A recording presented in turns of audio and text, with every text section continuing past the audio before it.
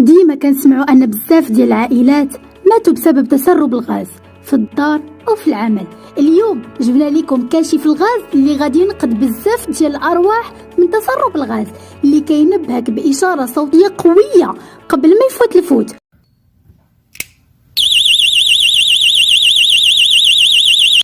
وكيحتوي كذلك على شاشه اللي كتبين درجه الغاز وطريقه الاستعمال ديالو جد سهله، يكفي انك ديرو في البريز ديال الضوء. جهاز ضروري يكون في كل بلاصه كيتستعمل فيها الغاز.